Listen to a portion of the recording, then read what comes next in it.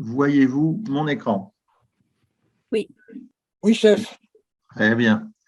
Donc, Eric, qui va se partager, il n'avait pas la même longueur de barbe, un peu plus bronzé. Et t'es moins blanche aussi. Voilà, Ouais. Je ne le redonne pas. Les photos LinkedIn, parfois. Il y en a qui trichent. Oui, aujourd'hui, donc c'est une soirée de mal entreprise. On essaye, on en a une par mois, en gros 18h30 à 20h, 19h45, 20h chaque mois. L'idée, c'est vraiment de faire du benchmark avec deux types de benchmark. En même temps, j'admets des gens en plus, avec deux types de benchmark, un benchmark 360 degrés, vraiment tout sur management, organisation, etc., avec des choses qui sont sans jugement forcément de c'est bien, c'est applicable ou pas, mais qu'on voit très large sur tout ce qui peut exister. On peut même parler de Fayol et Maillot, qui est antinomique avec ce qu'on pourrait vouloir peut-être avec Jean-François faire. Mais avoir une vision globale et surtout partager. Voilà, de manière à se dire, tiens, ça c'est intéressant, ça on peut s'en inspirer, ça c'est pas forcément intéressant, ça il faut le rejeter. Et puis aussi faire un certain nombre de soirées qui soient beaucoup plus centrées entreprise libérée, entre guillemets. Entreprise libérée, c'est on ne libère pas tout, mais on libère les opérationnels de toute la pression de la structure pour rendre plus efficace. Et là, c'est beaucoup plus dans l'esprit héritage Zobris, donc Jean-François Zobris est là, libérer les énergies par la confiance. Donc ce soir, ce n'est pas sur cette thématique, c'est plus global, mais ça peut être intéressant. Et effectivement, la spirale dynamique, l'idée en est que les modèles mentaux, on en parlait tout à l'heure quand quelques-uns étaient déjà là et pas tout le monde, mais les modèles mentaux façonnent vraiment notre manière de voir le monde et nos décisions, et que les modèles mentaux en deçà des Pyrénées ou au-delà des Pyrénées, comme on aurait dit en paraphrasant, je crois que c'est Montaigne, je ne sais plus, ou au-delà de l'Atlantique, etc., on n'a pas les mêmes modèles mentaux, et donc on n'arrive pas forcément du tout au même résultat. Et donc le modèle mental est très structurant. On avait déjà fait une soirée sur les modèles mentaux il y a quelques mois avec craquer le code des organisations. Ça avait été assez passionnant. Comment on peut revoir nos modèles mentaux. Chaque mois, donc, une soirée de ce type-là. Je ne vais pas reprendre toutes celles qu'on a faites depuis le début. On est à numéro 29, mais en fait, c'est plus que ça, parce que les premières, on ne les numérotait pas. Ce soir, la spirale dynamique. Et normalement, le 27 octobre, je ne sais pas encore, c'est plus témoignage de Jean-Michel Keguiner, ça sera le mois d'après, je suis désolé, j'aurais dû corriger. C'est le témoignage d'Alexandre Boyer, qui a une société qui a créé plusieurs startups, plusieurs très belles boîtes et qui accompagne des grosses boîtes sur le changement. Et il a un modèle qui s'appelle Emerge et je pense que Jean-Michel Keguiner, ça sera plutôt en novembre. Et voilà, j'ai parlé pour ma part. Je reprendrai peut-être la parole pour animer et puis poser des questions. Vous n'hésitez pas éventuellement à poser des questions. Eric, tu n'hésites pas non plus à dire peut-être plus tard ou pas. En tout cas, tu fais un peu comme tu le sens. Donc, l'idée ce soir, c'est que Eric nous présente la spirale dynamique. On connaît Maslow, qui est une manière de voir dans quel ordre on répond à nos besoins fondamentaux. Et quelque part, la spirale dynamique, ce n'est pas du tout ça, mais c'est une autre vision qui est très intéressante, dans laquelle on retrouve d'ailleurs le terme OPAL, qui a été reprise par Reinventing Organization, les entreprises OPAL. Je te passe la parole, Eric. Écoutez, je suis ravi de présenter ce modèle qui est relativement peu connu encore en France, que je ne connaissais d'ailleurs moi pas il y a 4 ans. Alors, qui je suis rapidement, je suis consultant, puis je suis devenu coach justement il y a 4-5 ans, suite à une formation où j'estimais que pour mes activités qui consistent à accompagner les organisations dans leur changement, c'était important d'avoir une dimension de coaching digne de ce nom. Et c'était cette occasion que j'ai découvert la spirale dynamique. Et il y a tout de suite eu une rencontre, ça m'a tout de suite plu. Ce n'est pas le cas de tout le monde et c'est un modèle qui est un peu clivant, on va le voir peut-être, entre ceux qui adorent et ceux qui ne rentrent pas dedans. Et c'est très bien comme ça. Alors, l'exposé va être en deux temps. Une rapide présentation succincte du modèle, qui restera à la surface malheureusement parce qu'on n'a pas beaucoup de temps. Et puis une deuxième partie qui sera plutôt axée sur les applications du modèle, c'est-à-dire concrètement sur quelques axes, à quoi on peut l'utiliser quand on fait du management, quand on est dans les organisations ou quand on fait de l'accompagnement. Merci Emmanuel. Alors, on sait tous, même si le modèle est parfois contesté, comment le vivant évolue. Donc, Darwin nous a proposé sa théorie de l'évolution au XIXe siècle. Et en fait, le fondamental, c'est que les organismes vivants apprennent par l'expérimentation, par essai et par erreur, et transmettent effectivement leurs apprentissages par des gènes. Donc, c'est un processus qui combine de l'expérimentation et de la transmission. Alors, il y a d'autres chercheurs, tu peux y aller Emmanuel, il y a d'autres chercheurs qui ont réfléchi sur, oui, ça c'est très bien pour les êtres vivants, mais qu'est-ce qui se passe au niveau des cultures, au niveau des sociétés ? Alors, il y a des mécanismes, on peut dire, qui sont à peu près symétriques, c'est-à-dire que les sociétés humaines, elles évoluent aussi par expérimentation, on essaie, on fait des erreurs, et par réaction, et ça on va le détailler, à l'environnement. Il y a également un bouquin que je trouve très intéressant de Harari, que certains d'entre vous ont peut-être lu, qui a aussi regardé quels sont les leviers d'unification des cultures au fur et à mesure où l'humain s'est répandu sur la planète, et il dégage 5 leviers d'unification qui est d'abord bien sûr le langage et l'écriture, mais aussi la composition d'empires et d'organisations sur des territoires plus vastes que les tribus d'origine, bien évidemment les religions, bien évidemment aussi la monnaie, et puis d'une manière générale les savoirs, les sciences.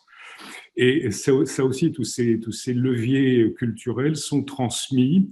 Alors ça, on doit à Richard Dawkins d'avoir, dans les années 70, mis un mot sur ce phénomène, ce qu'il appelait ça des mèmes, c'est-à-dire l'équivalent au niveau culturel des gènes en biologie, c'est-à-dire des morceaux de savoir culturel qu'on se transmet de génération en génération, de famille en famille, de système humain à système humain. Juste, je rebondis parce que moi j'ai effectivement lu une brève histoire de l'humanité. Plus exactement, je l'ai écouté parce que on peut la trouver sur YouTube et l'écouter en voiture, c'est génial. Ça dure 9 heures. Enfin vraiment, moi je trouve que ça donne un éclairage incroyable sur le monde, sur l'humain et sur comment on est peut-être probablement moins intelligent qu'à une époque individuellement, mais plus intelligent collectivement par tout ce qu'on a fait. Plus 250 000 notions qui sont absolument impressionnantes sur le fonctionnement. C'est juste, c'est vraiment très recommandable comme bouquin. En plus, c'est passionnant, ça se lit comme un roman. Et comment on capte dans chaque nouvelle timing du monde, on récupère en fait les organisations, les modèles mentaux des précédentes finalement. C'est-à-dire enfin se transmet des modèles mentaux de moment en moment. Je peux passer, merci. Alors justement, donc, ce qu'on appelle souvent en France la spirale dynamique est en fait la traduction d'un modèle américain qui s'appelle Spiral Dynamics, qui devrait être traduit par la dynamique en spirale. Donc le terme spirale dynamique est un abus de langage, mais bon, je vais l'utiliser parce que c'est un peu déposé. Et en fait, ça trouve son origine dans les années 50, donc avant que Richard Dawkins ait breveté un peu cette notion de mème. Et donc, K.A. Graves, qui est un psychologue, un professeur en psychologie, avait essayé de réfléchir sur un modèle qui expliquerait la manière dont, justement, les civilisations ont évolué au fil du temps. Mais j'ai trouvé Safari, t'as dit. Vous pouvez couper votre micro, ceux qui ne parlent pas. C'est mieux, parce que sinon, tout le monde entend. Peut-être Aurélie, par exemple. Oh, pardon. Il faudrait couper vos micros chacun. Voilà, merci. Donc, il a inventé un modèle qui a été ensuite vulgarisé par Don Beck et Christopher Cowan, et c'est eux qui sont à l'origine notamment de la traduction du modèle en couleur que l'on va voir. Alors, les fondamentaux, c'est qu'effectivement, les groupes humains, ils évoluent en réaction aux conditions de vie, c'est-à-dire en fait à l'environnement autour d'eux, et développent de ce fait des capacités neuro-cognitivo-psychologique qui évolue. Et en fait, l'intérêt du modèle, et à ma connaissance, c'est le seul, c'est que c'est un modèle qui s'intéresse à la manière dont l'environnement et les capacités neuropsychologiques évoluent de concert. Alors, je vais vous le décrire très rapidement. Merci Emmanuel. Alors, on va commencer en bas à gauche et on va osciller, vous allez voir, de gauche à droite en remontant, et donc avec des repères calendaires, des repères historiques. Donc, le premier niveau qui correspond à la couleur beige, c'est on va dire le plus primitif, qui n'est pas extrêmement intéressant, c'est-à-dire que la vie, c'est avant tout survivre. Bon. Les choses ont commencé véritablement à changer. Là, on va passer en bas à droite sur du violet à partir du moment où on a eu des organisations sociales en tribus et où, en fait, c'était le monde des chasseurs-cueilleurs. Et donc, les représentations du monde à ce moment-là, c'était un monde par définition inconnu, menaçant, avec lequel il fallait entretenir des rapports, on va dire, de type chamanique. Hein. Et il n'y avait pas d'organisation sociale digne de ce nom, c'était des hommes et des femmes peu différenciés, avec un chef de tribu, point barre, quoi, quelque part. Et la relation au monde était avant tout une relation de clan avec une scission, on va dire, il y a nous et il y a eux. Donc une vision assez binaire du monde, pas d'organisation sociale. Et ça a duré longtemps comme ça, finalement, jusqu'à ce que deux choses.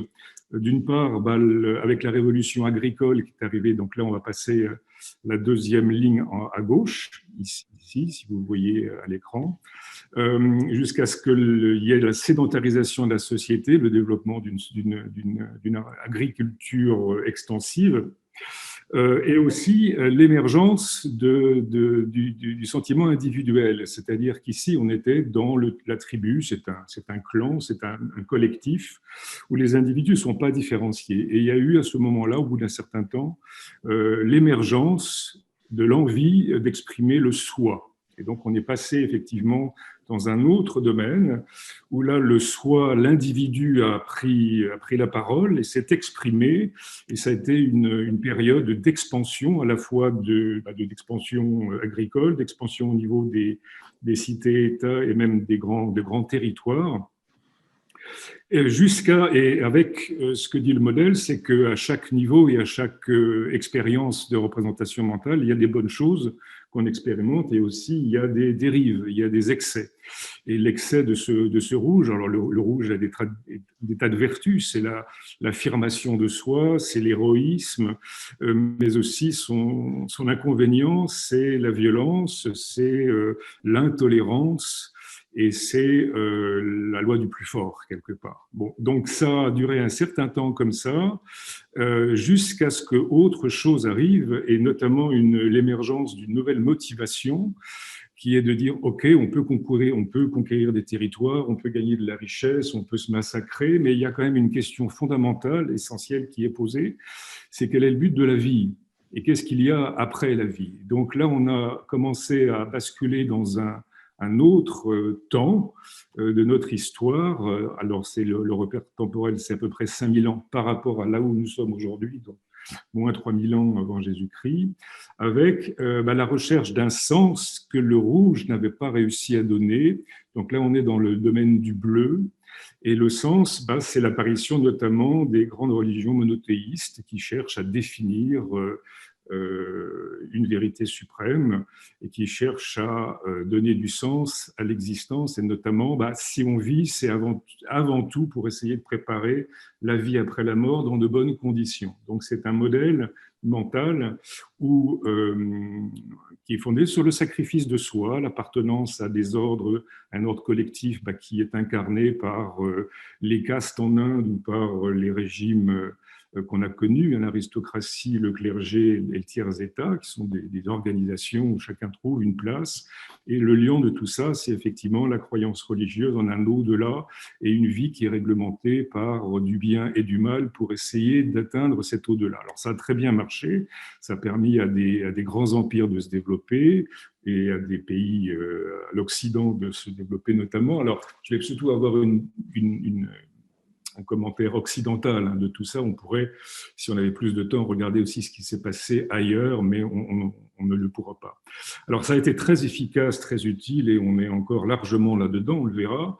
Mais c'est toujours pareil, ce bleu qui a des tas de vertus, c'est la vertu, c'est l'ordre, c'est trouver du sens, n'a pas permis aux individus véritablement de s'exprimer. Ça, c'est le premier point, puisque c'est quand même un mode fondamentalement collectif.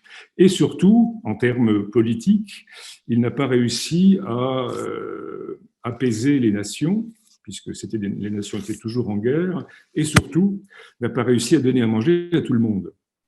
Et donc, arrivé un moment, et donc ça, c'est l'émergence de l'orange, donc notamment, on va voir que c'est arrivé un peu à la Renaissance, et aussi surtout au XVIIIe siècle, l'émergence à nouveau d'une aspiration au soi, au jeu, qui reprend la parole, alors qu'ici il était plutôt noyé dans un collectif, pour s'appuyer sur la science, s'appuyer sur l'entreprise individuelle, inventer soi-même son destin plutôt que de suivre une voie qui a été tracée par l'ordre moral ou religieux du bleu.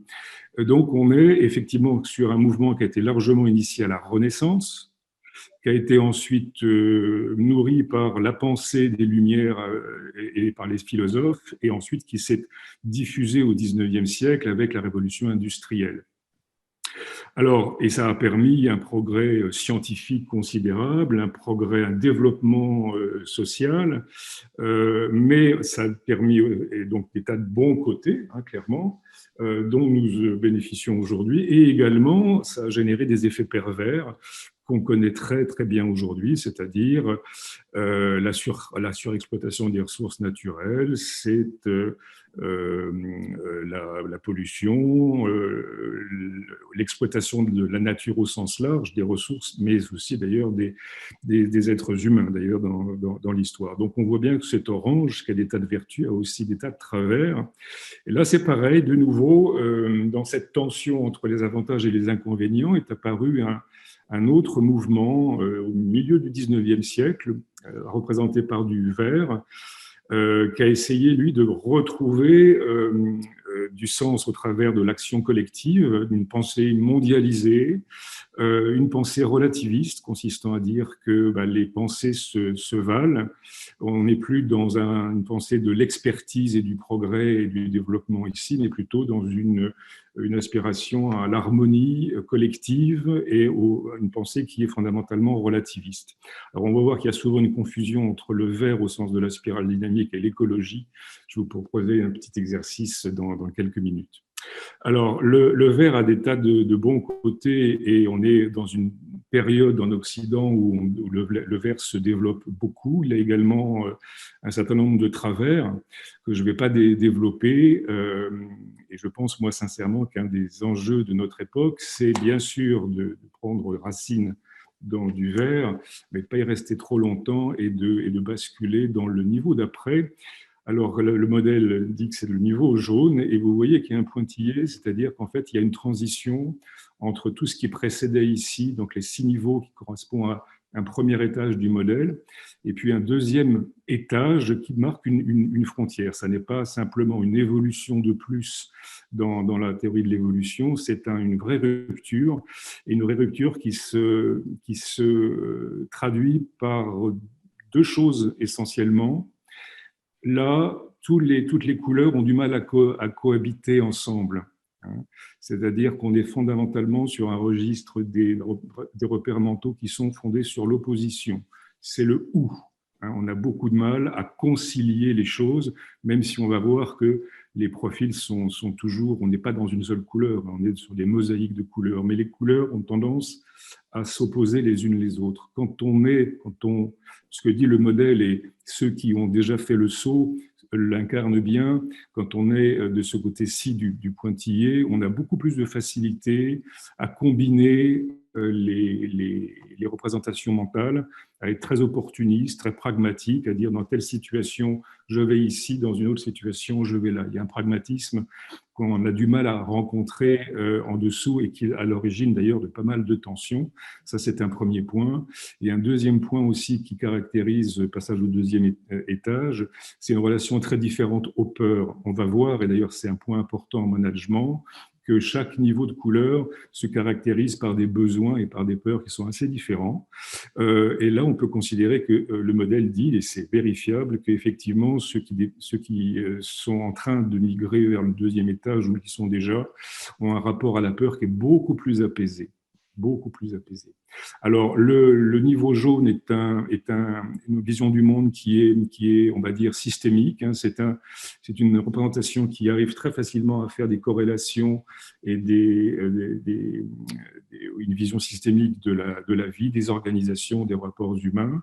Et le modèle prévoit également l'émergence. Alors, il est tout juste émergent, ce niveau, dit en turquoise, un niveau holistique où là, effectivement, qui rejoint certains d'ailleurs courants spirituels asiatiques qui posent la question de la dissolution de la frontière entre soi et l'univers, c'est-à-dire une vision beaucoup plus globale de l'existence. Et encore une fois, en mettant en pointillé cette frontière entre le soi qui nous enferme et l'appartenance à l'univers dans son intégralité. Donc voilà ce que dit le modèle. On va passer, si tu veux bien, Emmanuel. Voilà. Alors, les fondamentaux, avant d'illustrer un petit peu, il y a 6 grands fondamentaux. C'est qu'effectivement, vous avez vu, on va commencer par le bas. C'est un modèle où l'évolution se fait par balancier entre le gauche et la droite. À gauche, on a trouvé des couleurs chaudes. Hein. Il y avait le rouge, l'orange, le jaune. À droite, on a des couleurs froides qui sont le violet, le bleu et le vert. À gauche, on est plutôt sur une polarisation, c'est l'individu qui reprend la main quelque part. À droite, sur les couleurs froides, c'est plutôt le collectif qui reprend la main. Et il y a des effets de balancier comme ça au titre de l'évolution. Ça, c'est le premier point. Le deuxième point qui est important, c'est qu'on n'évolue pas par plaisir. L'évolution des groupes humains se fait en réaction à une crise. Et on va voir que justement, le modèle est intéressant pour ça, pour nous donner des clés pour structurer des stratégies face aux situations de crise. Le troisième point important, c'est la logique de progressivité. On ne peut pas brûler des étapes. Et ça aussi, c'est important dans les stratégies d'évolution, dans les organisations, c'est que quand on est dans un état et qu'on a envie d'aller vers un autre état, on ne peut pas brûler les étapes. En tout cas, c'est ce que dit le modèle.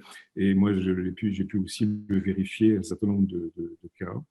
Un principe de superposition, c'est-à-dire que nous héritons, c'est ce que dit la mémétique, on hérite de nos gènes, on hérite également de nous-mêmes, au travers de la naissance, au travers de notre éducation, au travers de l'environnement dans lequel on grandit et dans lequel on vit. On garde trace de tous les éléments culturels qui se sont accumulés, un peu comme en archéologie, au fil du temps. Et donc, cette mémoire, elle est conservée, et on va voir, c'est ça aussi d'ailleurs le sens de la spirale, c'est qu'on peut redescendre, hein, dans certains cas, on peut effectivement monter dans la spirale au sens d'une expansion de la conscience, mais on peut également redescendre. C'est un continuum où l'ascenseur marche dans les deux sens. Il y a aussi la notion de seuil, c'est-à-dire pour qu'une couleur, on a vu que les couleurs émergent, enfin les représentations du monde incarnées par des couleurs émergent dans des conditions d'environnement et de tension entre le soi et le collectif particulière. Et pour qu'une représentation puisse commencer véritablement à influer, il faut qu'elle soit suffisamment représentée en population. On estime souvent qu'il y a un seuil d'environ 15 à 20% de la population qui est critique, qui n'est pas encore atteint au niveau du jaune, qui est a fortiori pas atteint au niveau du turquoise, mais qui, on va voir effectivement qu'on est largement dans des sociétés en Occident qui sont très définies par du bleu, de l'orange et du vert aujourd'hui. Voilà les grands principes qui expliquent l'évolution. Et avant de vous montrer quelles peuvent en être les applications concrètes, je vais vous proposer un petit exercice. Tu peux y aller, Emmanuel. Une question ou remarque. Tu dis la peur diminue quand on monte, mais je me dis les Trente Glorieuses ou les vins superbes je ne sais pas comment elles s'appelaient, les années fantastiques aux États-Unis avec la révolution industrielle, j'ai le sentiment qu'il n'y avait pas beaucoup de peur, au contraire. C'est-à-dire qu'il y a, la peur, elle est sans doute qu'on va davantage vers moins de peur en montant, mais il y a des périodes aussi où… Non, j'ai pas dit ça et le modèle ne dit pas ça. Il ne dit pas que la peur diminue en montant. Il dit que les peurs changent de nature dans le premier étage et que quand on atteint le jaune, l'aptitude à gérer la peur, les peurs, il y a un certain nombre de peurs existentielles qui diminuent.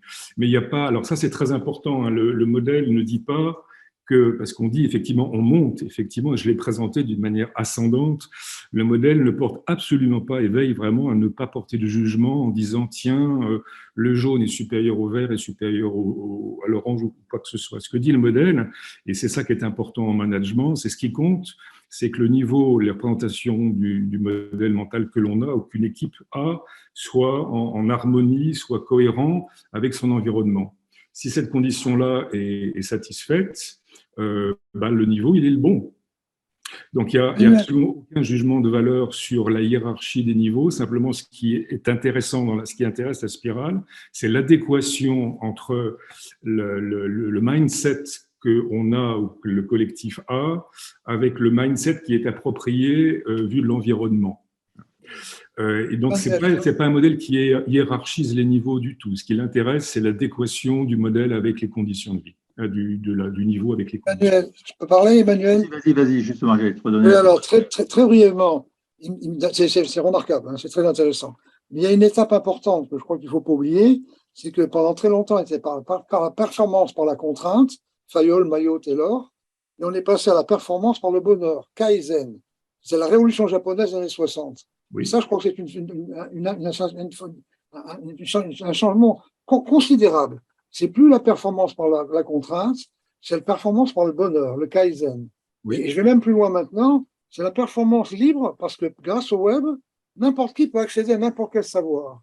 Hein, c'est-à-dire qu'on est passé d'un état où on imposait un comment faire, maintenant on va dans un état où les jeunes veulent se connaître le pourquoi des choses et être libres du comment faire.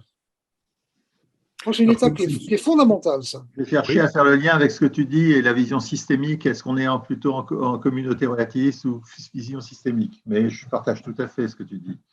Mais c'est super intéressant. Effectivement, on peut considérer que le Kaizen, et donc tout est né avec des Ming, enfin tout est né avec le système Toyota, on va dire, qui a été derrière modélisé par Deming dans les années 50.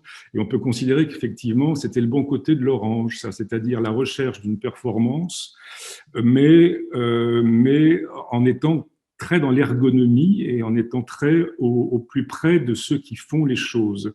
Et on a vu, comme toujours, des perversions du système, et souvent le lean management qui est venu un petit peu après a été une perversion de ça, de même que l'ISO, qui est plutôt une bonne chose au départ, normative, a donné des excès de normalisation.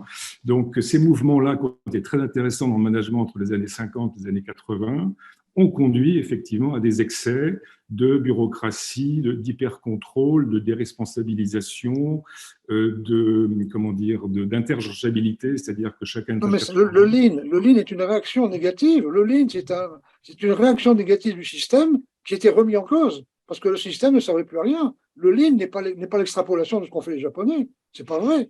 C'est une réaction négative pour lutter contre ce qu'ont fait les Japonais. C'est pas du tout ce qu'enseigne le Kaizen. Hein. C'est celui qui fait qui sait. Or, le lean a dit non, c'est pas celui qui fait qui sait. C'est moi qui sais et j'impose à ceux qui font. Le lean, c'est un retour à ça. Le lean, c'est le vrai lean, on l'a fait à Favi.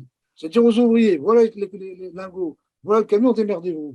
Et là, ils sont passés de 10 jours de temps de déplacement à un jour. C'est pas la structure qui impose le lean, c'est pas vrai. Le lean, c'est la suppression de la structure. Enfin, je pense que cette étape-là est importante. L'apparition du Kaizen, on a vu qu'on pouvait faire la performance par le bonheur. Alors que jusqu'avant, c'était la contrainte et le contrôle. Donc, et je vais plus loin. Les gamins, maintenant, ils veulent même plus ça. Ils veulent savoir pourquoi on fait les choses et savoir foutre la paix sur le comment. Je crois que c'est une révolution qu'il faut intégrer quelque part, ça. Et autrement, le reste, la chronologie précédente était très intéressante. Mais arrivé aux années 60-70, après Fayol, Mayo, etc., Kawakita, Shiba, Renault, piloté l'usine avec les yeux, Toyota, etc., ils ont apporté une révolution, ces gens-là. J'arrête. Ok, on est d'accord. On va passer, Emmanuel, si tu veux bien.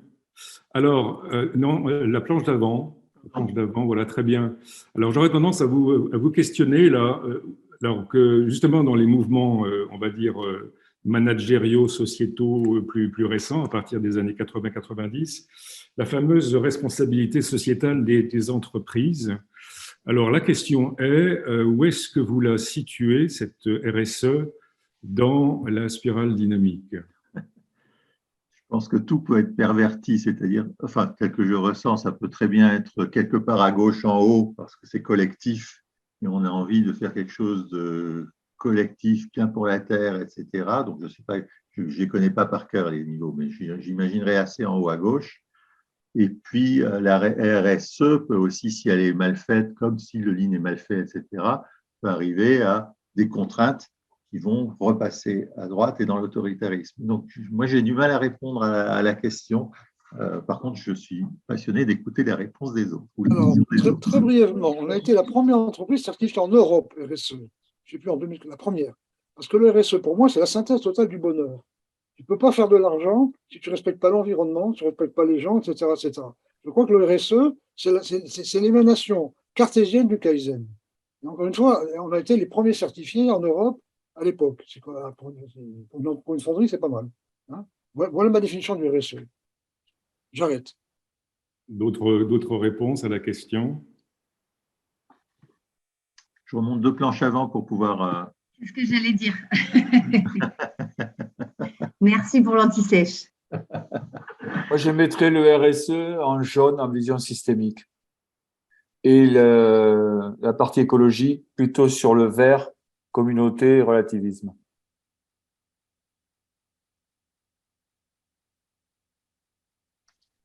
Un autre témoignage? Et toi? Moi, je dirais aussi que la RSE, c'est normer les choses. Donc, il y a du bleu dans un système qui évolue en orange, avec la volonté de faire de l'écologie, en fait. J'approuve. Alors, moi, je dirais ça dépend de l'intention. Et ben voilà, dans ces faits. Bravo, qui a dit ça? C'est la bonne réponse. Oui, c'est moi. Si j'ai posé la question, ce qui est une petite question piège, c'est pour justement illustrer ça. En fait, la spirale est parfois l'objet d'interprétations, surtout qu'on vit une époque où le vert est à la mode. Hein. Le vert est valorisé. Il y aurait des tas d'exemples sociétaux auxquels on assiste aujourd'hui il est vrai que l'orange a fait beaucoup de bêtises et a fait beaucoup de dégâts, mais on vit une époque qui est volontiers dans la mode du vert. Alors la RSE, en fait, comme n'importe quel sujet, il faut faire attention à pas faire des associations simplistes. C'est-à-dire que certains, effectivement, pourraient dire, tiens, bah, la RSE, on est dans le social, on est dans la planète, etc. On est dans du vert. Bon. Et effectivement, comme vous le devez dire, ce qui compte avant tout, vraiment, c'est un modèle qui cherche à caractériser les modèles mentaux, c'est-à-dire la présentation du monde. Et en fait, ce qui compte, c'est les intentions. C'est-à-dire que le même objet, en l'occurrence, être dans une démarche de RSE, ce qui compte, c'est l'intention avec laquelle on est dans une démarche de RSE. C'est le pourquoi on y est plutôt que ce qu'on fait concrètement, d'ailleurs. En tout cas, c'est ce que dit le modèle. Et donc, si on est, ce qui est souvent le cas, dans du greenwashing ou du RSE washing, c'est-à-dire qu'on donne l'illusion de faire des choses, mais avant tout pour en tirer un avantage concurrentiel ou une marque employeur qui va être améliorée, on va être plutôt dans un mindset orange. Ce qu'on cherche, c'est effectivement un résultat, une performance, un avantage concurrentiel. D'autres vont dire ah bah, la RSE, bah, c'est devenu une espèce de tendance sociétale, je n'ai pas vraiment de conviction sur ça, mais il faut y passer, c'est une nécessité, c'est une norme de plus. D'ailleurs, c'est ce qui a été évoqué là à l'instant. Et là, si on est dans un mindset pareil, je le fais parce que bah, il faut le faire, hein, on est plutôt dans un mindset de conformité, on est dans un mindset bleu. ok. Et si par contre, et c'est respectable, je dirais, c'est respectable. Après, ça donne une couleur différente à la RSE qu'on va faire. Après, si on est effectivement dans les fondamentaux de la RSE, c'est-à-dire d'être dans la responsabilité sociétale des entreprises, de créer du lien social, de développer des territoires, on est effectivement plutôt dans un mindset vert, voire jaune. Donc vous voyez la réponse, la question que je voulais poser pour faire très attention à ça, que ce n'est pas tant les objets qu'on fait qui comptent, c'est l'intention avec laquelle elles sont faites. Et on pourrait dire exactement la même chose de l'écologie. L'écologie, on a spontanément envie de la positionner plutôt en vert en termes de mindset, mais on le voit bien avec l'écologie politique, où l'écologie politique est quand même un recyclage souvent d'une pensée très dogmatique qui est plutôt avec un mindset bleu, voire rouge, voire rouge quand on est sur, on va dire, un recyclage de la pensée des positions de lutte des classes, etc., et des mouvements anticapitalistes. Vous voyez. Bon, donc l'écologie ne signifie pas un mindset vert. Et donc ça, c'est important de ne pas faire cet amalgame. Il faut être prudent avec ça. Ouais, merci. La deuxième illustration que je voulais vous donner, parce qu'elle va nous permettre d'amorcer la question des transitions, c'est juste la page d'après, voilà, ici. Alors, comme vous allez le voir, c'est un modèle qui est très puissant pour décortiquer les changements de paradigme et pour nous guider dans la gestion de certains paradigmes. Je ne vais pas tous les faire, je vais prendre l'exemple des Vikings. Hein. Donc la société viking qui elle est à la fin du premier millénaire, est sortie de ses frontières, qui a conquis la majeure partie de l'Europe, qui a pillé, qui a violé, qui s'en donnait à cœur joie. Alors là, pour le coup aussi, où est-ce que vous positionnez en termes de mindset les Vikings à la fin du premier millénaire?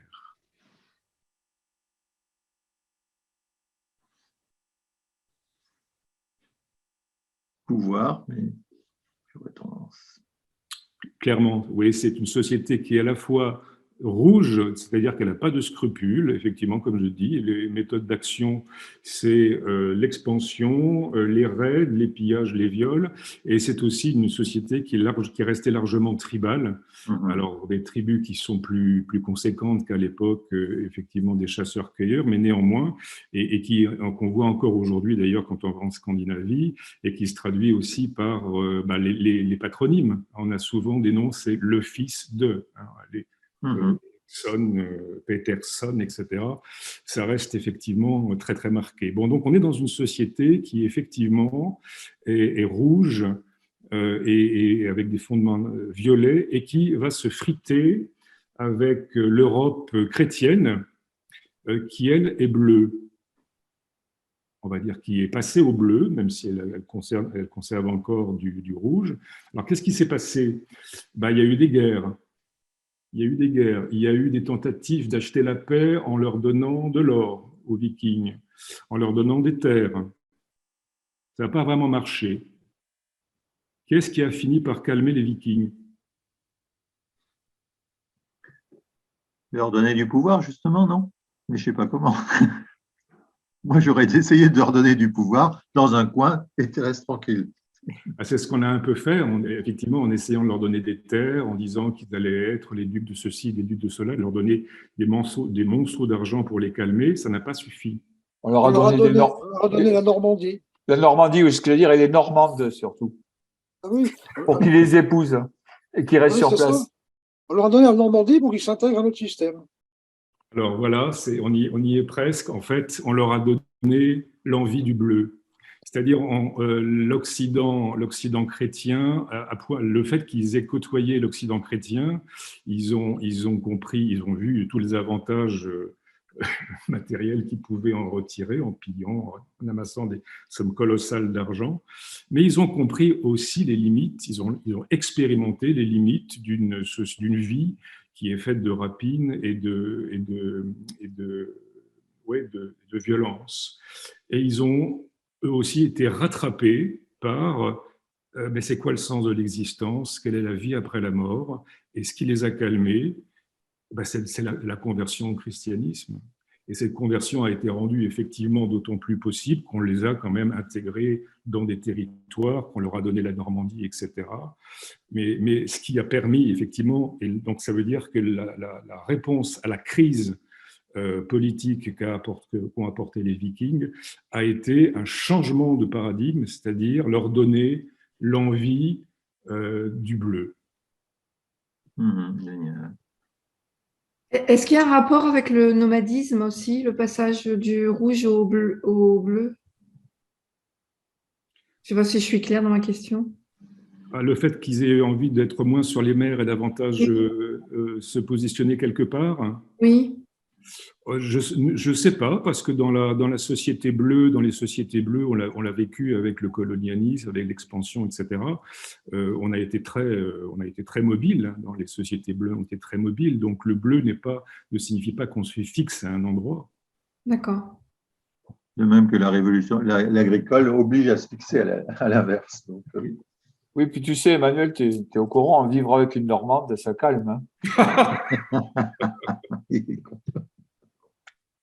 Voilà, donc ça illustre quelque chose, et j'espère qu'on aura un peu de temps, qui illustre comment se passent des transitions. En l'occurrence, là, il y a une transition vers le haut, entre guillemets, hein, sans jugement de valeur, mais en tout cas, c'est ce qui a permis de rééquilibrer les Vikings dans une société qui avait pris de l'avance, effectivement, entre guillemets, au sens de l'évolution.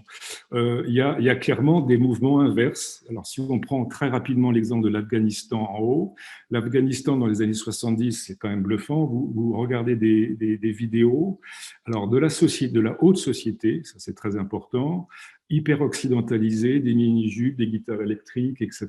Donc, un pouvoir, une classe dirigeante qui essaye clairement d'aller vers de l'orange, vers une société de la liberté, vers une société plus laïque, où on fait de l'argent, etc., où on se développe. Bon, très bien. Et c'est ce que le pouvoir en place, et d'ailleurs c'est exactement ce qui s'est passé en Iran aussi au même moment avec le Shah d'Iran. Et qu'est-ce qui s'est passé en Afghanistan? Il y a ça n'a pas marché, hein, de s'implanter dans de l'orange. Ça n'a pas marché, pourquoi? Parce que c'est un pays qui est fondamentalement tribal, et où la pression religieuse était considérable. Donc il y a une tension entre une aspiration de l'élite à aller vers de l'orange et en fait le peuple qui était resté très ancré dans des fondamentaux bleus et violets, hein, et qui a fini par effectivement avoir gain de cause. Et il s'est passé exactement la même chose en Iran. Et donc, dans les deux cas, effectivement, l'avènement, dans un cas d'une république islamique, dans le cas des régimes que l'on connaît. Est-ce que ce n'est pas l'exemple même du fait d'avoir sauté trop d'étages d'un coup? La société, elle était bleue. On peut considérer que l'islamisme plus ou moins radical à l'époque, qui s'est radicalisé depuis, c'est du bleu, hein, de même que le christianisme, c'est du bleu. Donc c'était une société bleue et tribale, donc avec des racines fortes au niveau des campagnes justement, et avec des villes qui ont cherché à aller vers de l'orange. Ouais. Et c'est pas qu'ils ont essayé de brûler une étape, c'est que cette tension entre aller vers le haut et aller vers le bas, là, ça s'est résolu par on revient vers le bas. On revient vers le bas, et pareil en Iran.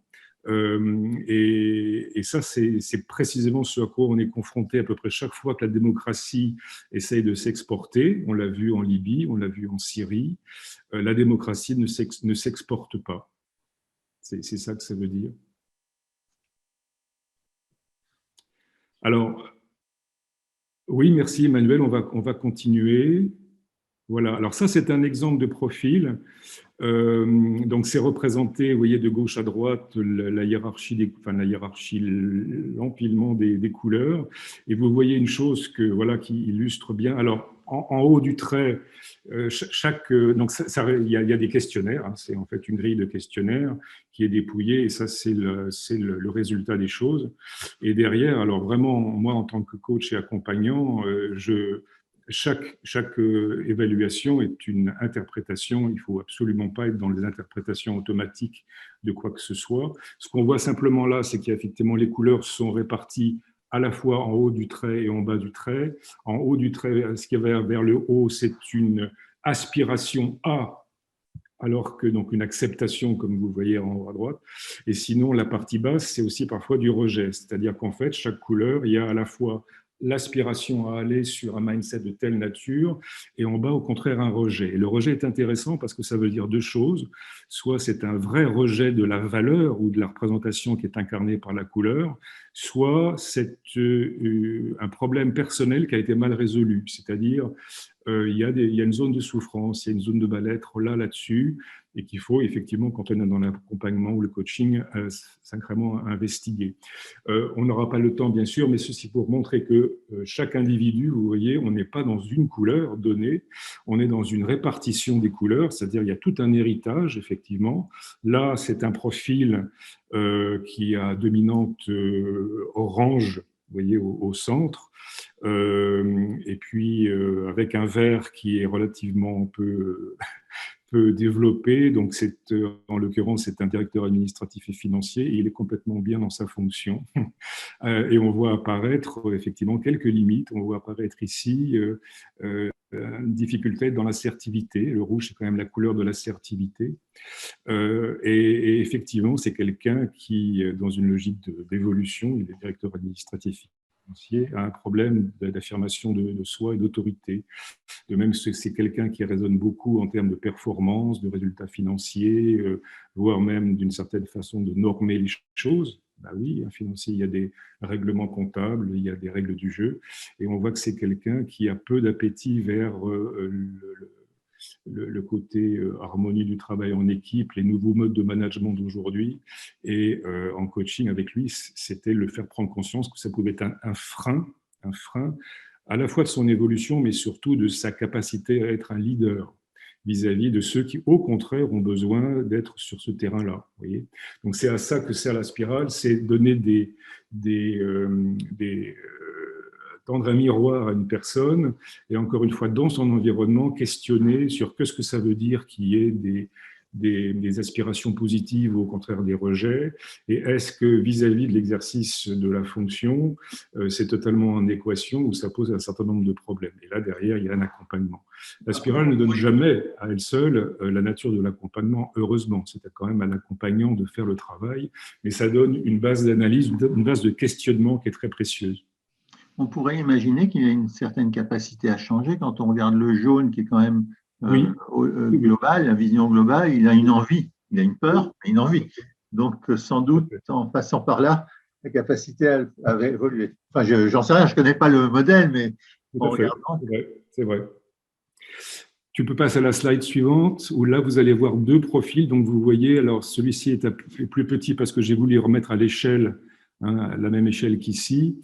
Et donc là, vous avez un profil que vous voyez qui est radicalement différent. Alors, je ne vais pas comparer les deux, mais ceci pour dire qu'effectivement, on est même dans une société unifiée par une histoire, par une langue, par une culture, et ça, on le voit bien dans les organisations, on est confronté à des systèmes de valeurs, des systèmes de représentation qui sont extrêmement différents.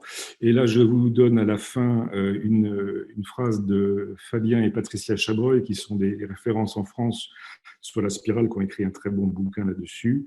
Et j'aime bien ça. Nous sommes confrontés à la diversité des valeurs et il est de notre intérêt de l'accepter, de la comprendre, donc la diversité, et d'apprendre à vivre opérationnellement avec elle.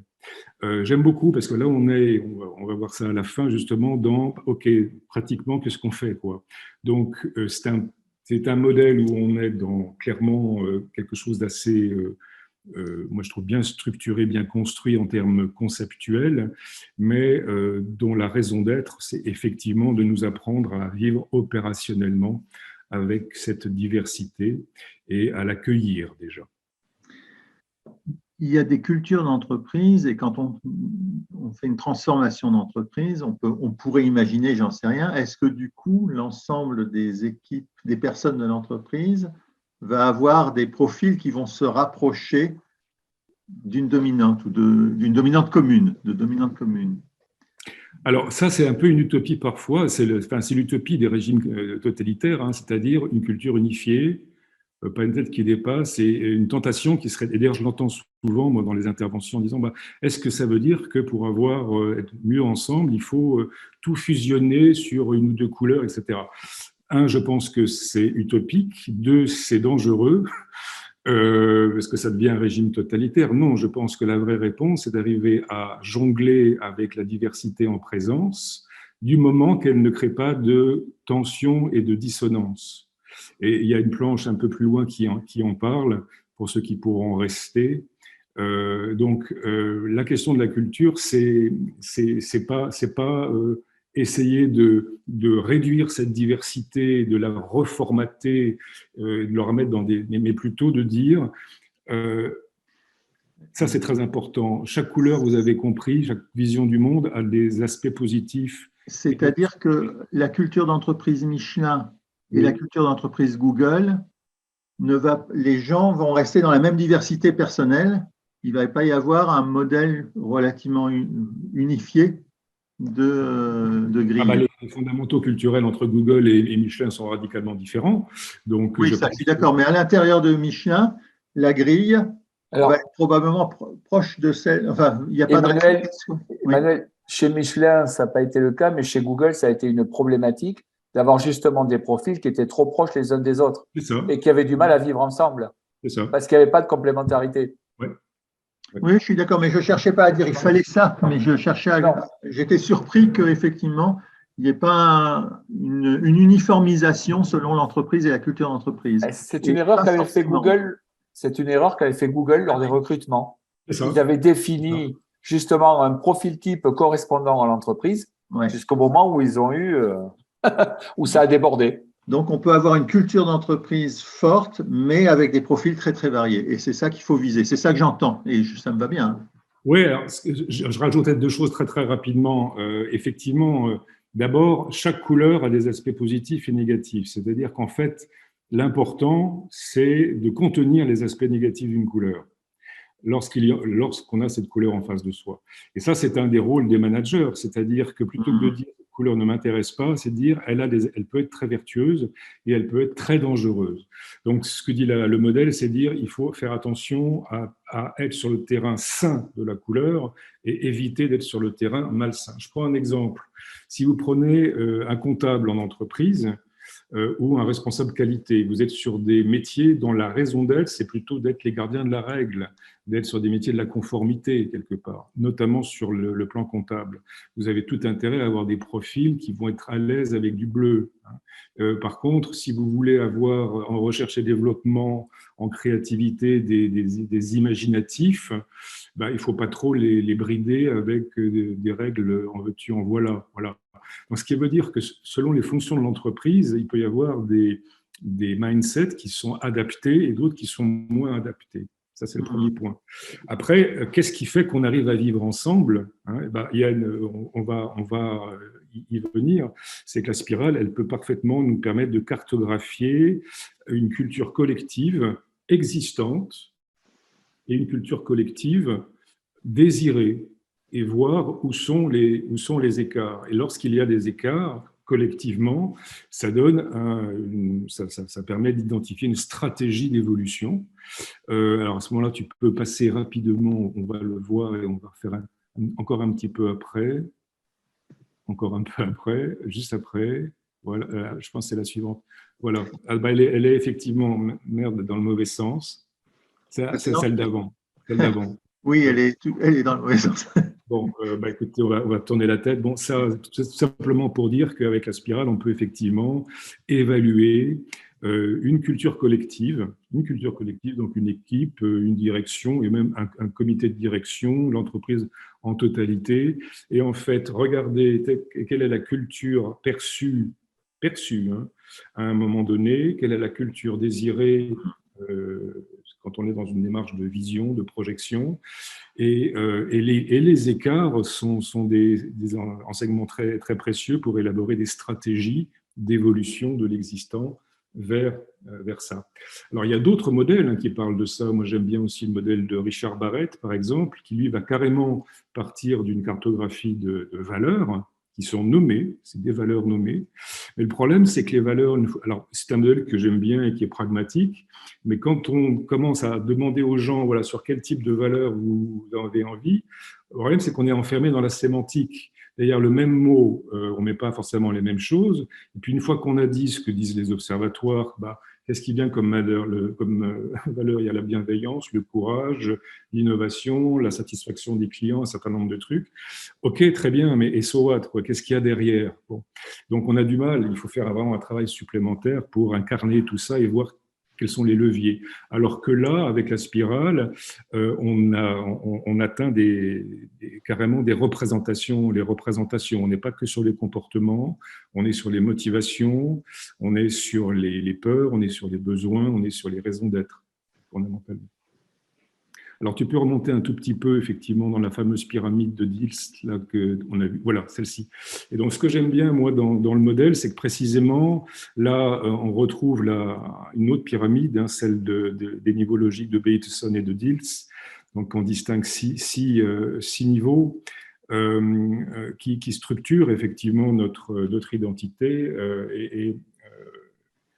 où on part de l'environnement tout à fait en bas, où on a ensuite au niveau d'au-dessus des niveaux des comportements, donc les actions, au-dessus les capacités, donc les soft skills, les hard skills, au-dessus les croyances, donc les valeurs, au-dessus encore l'identité et la mission. Et donc ça, c'est très utilisé en PNL notamment pour soutenir les démarches de changement. Hein. Et ben, je trouve que la spirale, sans du tout parler de PNL, permet d'aller sur ce terrain-là, c'est-à-dire que vous avez souvent des outils qui en restent au niveau des comportements. Hein.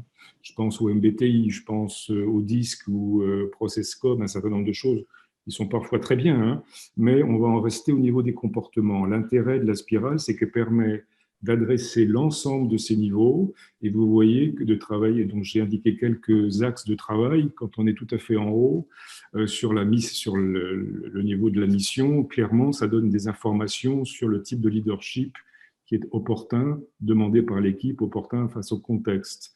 Quand on peut travailler avec ça l'identité, c'est-à-dire notamment la question des marques de reconnaissance, des besoins et des peurs qui sont très différents d'une couleur à une autre. Et donc, on a sacrément intérêt en management à bien distinguer en fonction des dominantes de couleurs pour trouver les bonnes marques de reconnaissance et adresser les besoins et les peurs au bon endroit.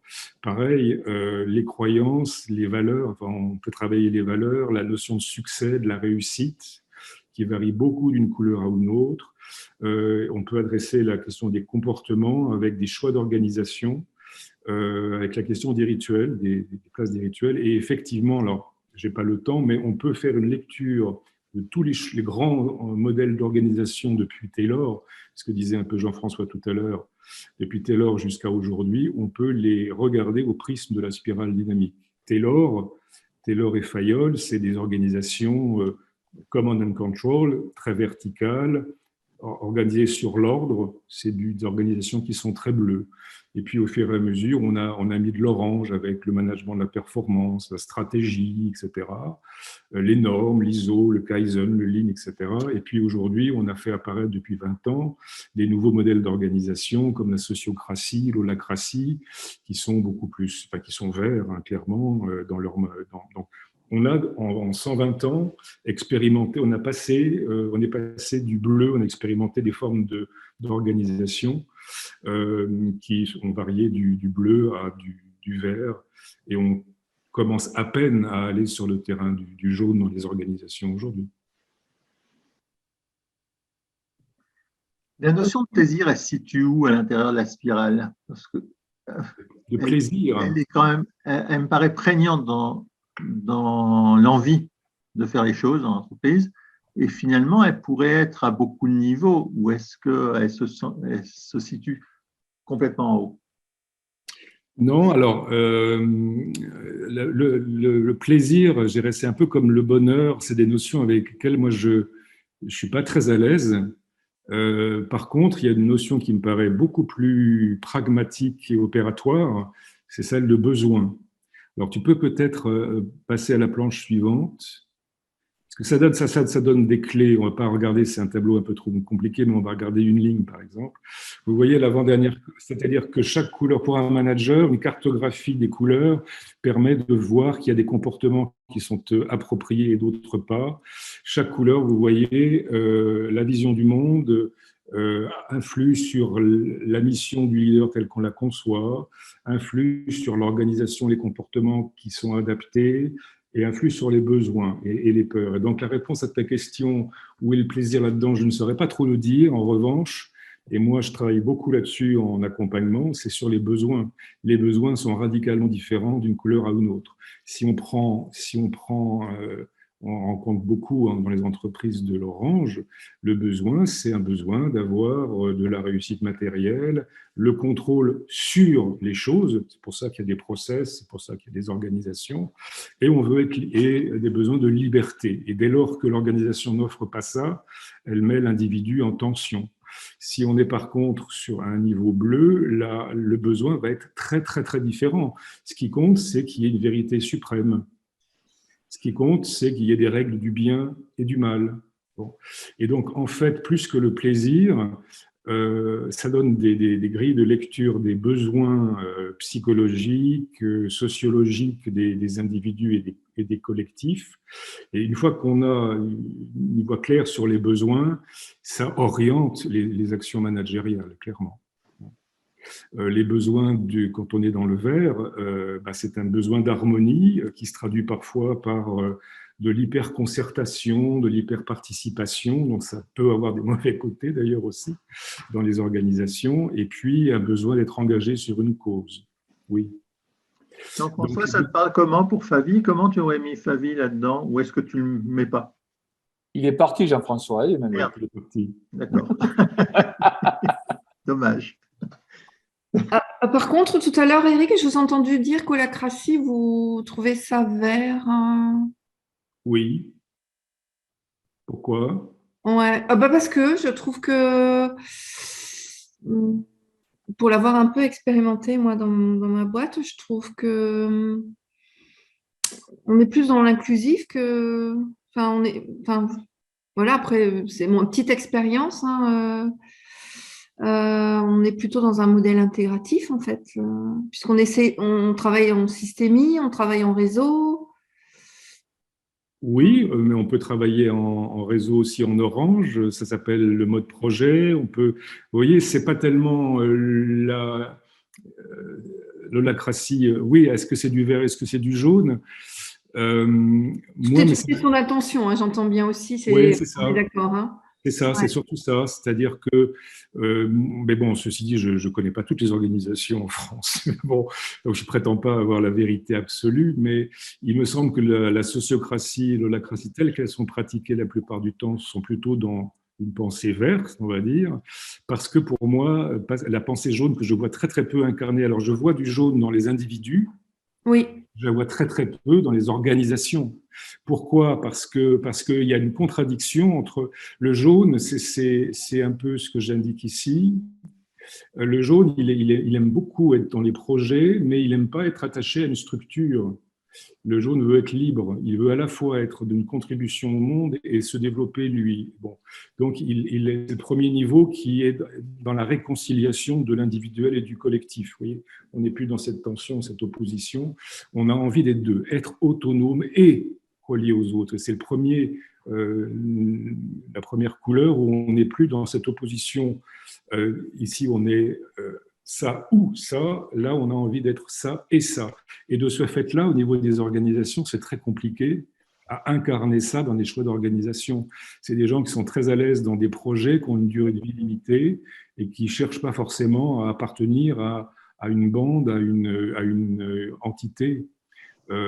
C'est pour ça que j'indiquais partenariat, oui, mais sans devoir appartenir à, sans devoir être lié pendant 20 ans à une organisation.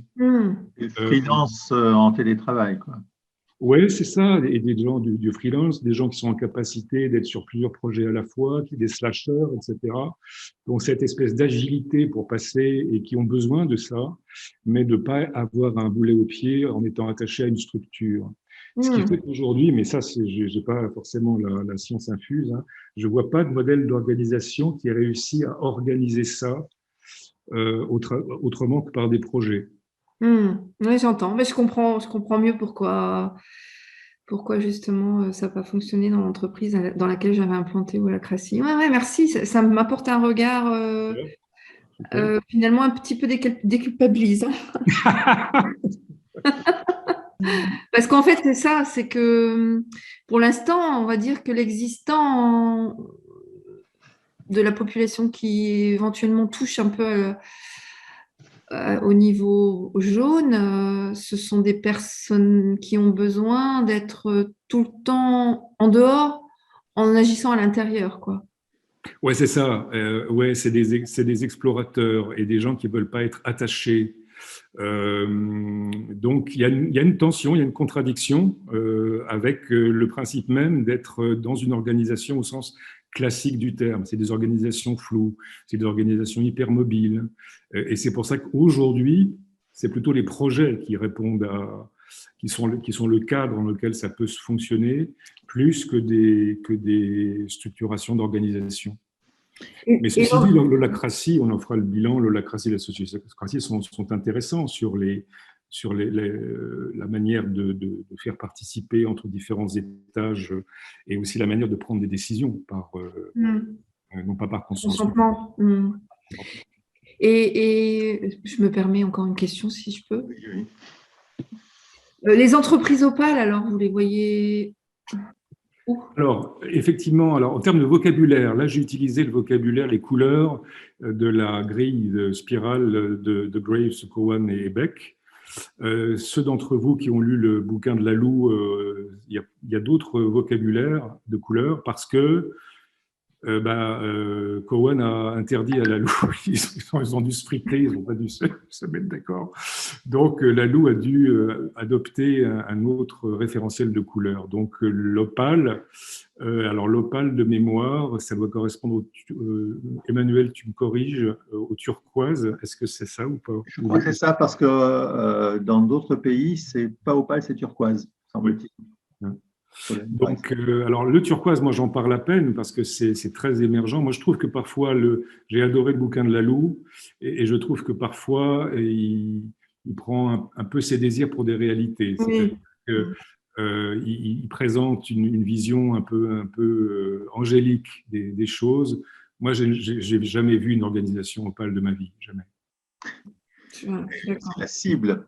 Magali, tu veux poser une question ou Je voulais deux choses, en fait, ce n'est pas forcément une question, mais par rapport à l'allocratie, moi j'ai un peu l'impression que c'est quand on essaye de mettre du jaune dans du bleu, entre guillemets, donc effectivement pour le coup ça peut être un peu vert, sous-entendu, en fait on essaye de mettre dans une structure assez normée des espaces de liberté, parce que dans l'allocratie, il y a quand même des choses qui sont très cadrées, Oui. d'autres qui ne le sont pas. Donc, c'est pour ça que moi, je ne le vois pas forcément vert en soi, mais par contre, j'ai l'impression que c'est du jaune dans du bleu. Alors, vous avez raison, vous mettez le doigt sur une des grandes problèmes de notre époque, c'est qu'on est le management à ses modes, et puis effectivement, on fait du spiral washing, je ne sais pas quoi, donc qui consiste à donner l'illusion d'eux, mais en fait, on essaye de greffer des trucs sur de l'existant. C'est ça. Ouais, bon. C'est ça, c'était un peu le sens de ma pensée. C'était effectivement, je pense qu'on essaye de faire croire qu'on est dans le jaune, mais en réalité, on reste quand même dans beaucoup de structures très bleues, voire rouges d'ailleurs. Voilà, dans des structures quand même qui sont assez enfermantes. Et puis, je voulais juste intervenir tout à l'heure parce que j'avais l'impression qu'on pouvait, dans nos échanges, entre guillemets, confondre la préférence, l'envie, l'aspiration, la motivation et, entre guillemets, la compétence. C'est-à-dire que je pense qu'on peut, par exemple, si on se parle du jaune, je pense qu'on peut avoir une aspiration à être jaune et pour autant savoir s'adapter à un environnement qui n'est pas jaune, qui est peut-être plus bleu ou orange. Enfin, vous voyez ce que je veux dire? C'est-à-dire que je pense qu'il y a une distinction entre la manière dont on peut être au fond dans ce qui nous anime, dans notre vision du monde, etc. Et en même temps, se suradapté même parfois, ce qui peut amener d'ailleurs peut-être de l'épuisement professionnel, des burn-out, des pertes de sens, etc. Parce qu'on essaye de se coller à un environnement qui peut-être pas, qui nous permet pas d'explorer l'ensemble de nos potentiels, de nos envies, etc.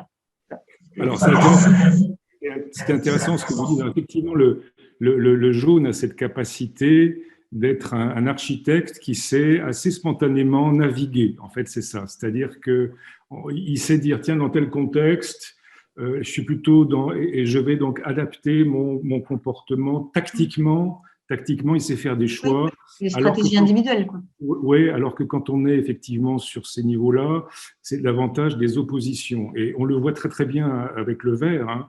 C'est que le vert a vraiment un discours et des attitudes très anti-orange et très anti-bleu. Et ça, c'est à mon avis son mauvais côté, parce que ça limite sa capacité d'influence. Et on est sur effectivement une dialectique d'opposition un peu systématique, un peu stérile. L'intérêt du jaune, effectivement, et c'est une force, c'est une vision du monde intégrative où on sait aller piocher très pragmatiquement et très contextuellement là où il faut. Après, ce que vous dites, et c'est important, c'est que pour autant, on a une identité et il ne faut pas porter des masques en permanence. C'est-à-dire qu'il faut être quand même congruent à soi-même. C'est-à-dire qu'il ne faut pas passer son temps à être dans des jeux de rôle. Donc, il faut être tacticien, c'est-à-dire composer avec les équipes, les gens autour de soi, mais rester soi-même. Et ce que j'observe, c'est qu'effectivement, les jaunes souvent passent pour être insaisissables parce que justement, ils ont cette agilité, cette capacité à se fondre dans des contextes que habituellement, on a plutôt envie que les gens prennent parti en étant définis de telle ou telle manière. Et ça les rend relativement insaisissables, ce qui peut en management poser problème. Hein. C'est-à-dire, il est où le chef, il est où mon subordonné, je ne sais pas. Francis, tu veux intervenir? Merci. Oui, tout simplement, moi je ne vois pas comment un jaune peut intégrer une structure de l'entreprise. Oui, Ça oui, me paraît totalement antinomique. Et je pense que dans le management, on ne peut pas retrouver un jaune dans une structure de l'entreprise. Je suis d'accord avec ça. Je suis d'accord avec tu peux avoir quelqu'un qui est dans l'aspiration du jaune, comme le disait Magali. Ouais, mais Emmanuel, tu me connais assez pour savoir que je suis dans cette catégorie-là. C'est impossible. Tu es plus que dans l'aspiration du jaune, tu es dans l'exécution du jaune. Ah oui, moi je suis totalement serais curieuse de faire le test. Et je ne peux pas du tout intégrer une entreprise. C'est impossible. Ça a toujours été impossible toute ma vie.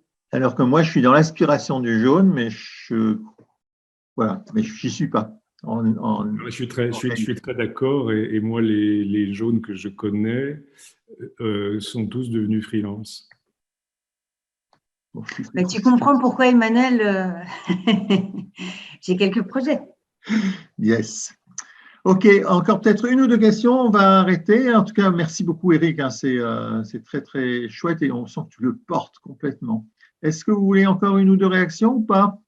Qui voudrait intervenir? Oui, bonjour, Élodie, pardon. Il faut vraiment passer par le vert, enfin, quelle perméabilité il y a? Une personne, ça oscille entre, quand on arrive au jaune, par exemple, hein. On voit qu'une personne a différentes composantes, mais en fonction des stades de vie, comment est-ce que ça oscille? Oui, ce que dit le modèle, hein, c'est qu'on ne brûle pas des étapes. Alors, je n'ai pas eu le temps le modèle a en plus, pour ceux que ça intéresse, a vraiment modélisé les transitions de type 2, c'est-à-dire là où il y a vraiment des changements de paradigme avec à quoi faut-il faire attention hein, quand on doit accompagner un changement de type 2, qui n'est pas un ajustement de l'existant, mais qui est vraiment une transition, un changement de représentation. Ce que dit le modèle, c'est qu'effectivement, et c'est ce qu'on a parfois tendance à oublier quand on essaye d'exporter la démocratie, ce que j'ai dit tout à l'heure, c'est qu'effectivement, on ne peut pas s'affranchir de l'expérience d'un niveau pour passer au niveau suivant. Et un des enjeux de notre époque en Occident, c'est qu'on a quand même un Occident qui est sur des fondamentaux très orange-bleu, notamment en France. Et je pense que l'enjeu du moment, c'est d'aller vers du vert tout en évitant les travers du verre qui sont nombreux. Et là, il y a des gens très calés qui ont écrit des tas de choses, notamment Ken Wilber, si ça vous intéresse, qui a décrit les mauvais côtés du verre. Il y en a de nombreux. Et donc, aller trouver des points d'appui, des forces dans du verre parce qu'il est nécessaire, mais de ne pas y rester trop longtemps et d'en faire un tremplin pour aller vers du jaune. Et le problème, c'est que le vert, un peu radical, n'a pas du tout envie d'aller vers du jaune parce qu'il considère que c'est le summum de l'évolution. Et donc là, il y a un danger. Il y a un danger auquel je pense qu'on est confronté aujourd'hui, notamment avec les mouvements politiques qui se revendiquent de l'écologie, c'est qu'ils sont dans un discours intégratif, etc. Et en fait, ça c'est un discours. Dans la réalité, ils ont souvent des fondamentaux bleus, très dogmatiques, rouges, c'est-à-dire, on n'hésite pas, on ne va pas hésiter à faire des opérations commando pour défendre nos opinions. Donc, le vert est en capacité d'aller chercher très, très bas dans la spirale des ressources et en tout cas va faire un écran, va faire une espèce de couvercle considérant que le jaune n'a pas sa raison d'être. Donc là, on va vivre un moment de l'histoire intéressant, de voir est-ce qu'on est en capacité d'aller quand même prendre des appuis là-dedans, mais d'éviter les mauvais côtés du verre. Et quand on dit qu'on ne peut pas passer, chanter des étapes, c'est vrai vers la descente? On ne peut pas aller directement tout d'un coup vers c'est le plus fort qui gagne? Si, on peut tout à fait descendre parce que l'impression, on l'a déjà expérimenté. Et plusieurs étapes d'un coup, quoi. Oui, c'est ça. Et donc, effectivement, et c'est ce que dit le modèle, mais pas que le modèle, c'est que quand on est confronté à une transformation, un changement de paradigme, il y a la tentation au début, on voit que l'environnement, il est plus adapté, on n'est plus adapté à l'environnement. La première tentation, c'est de faire un peu plus de la même chose, c'est-à-dire ça a marché, donc il n'y a pas de raison, et puis dissonance cognitive, etc. Et après, il y a, plutôt que de changer de paradigme, allons voir dans ce que je connais déjà, c'est-à-dire on descend, on prend l'ascenseur et on descend et on essaye de voir, tiens, si je reviens à ce niveau-là, si je reviens à ce niveau-là, jusqu'à faire l'expérience de l'échec. Et c'est une expérience qu'il faut faire physiquement, et je pense que les crises servent à ça. C'est pas une expérience intellectuelle, mentale, c'est bien, on fait l'expérience en se laissant chuter que ça ne marche pas, et il faut passer par là pour taper du pied au fond de la piscine et remonter. C'est ça que dit le modèle. Alors, moi, je trouve que ça se vérifie sur plein d'exemples. Après, est-ce que ça vaut prédiction sur ce qui va se passer demain? Je ne sais pas. Génial. Un grand merci, sauf s'il y a encore quelqu'un qui veut vraiment intervenir, il n'y aurait pas de problème. Mais sinon, en tout cas, un grand merci à tous. Je mettrai le replay sur le site ZHE Lab, même si on n'est pas directement dans les principes Zobris, ça alimente les choses. Et je mettrai aussi sur un post sur LinkedIn avec les liens pour tout ça. Eh bien, Eric, c'était très, très chouette. Écoute, merci à toi de m'avoir laissé la parole. Merci vraiment, vraiment.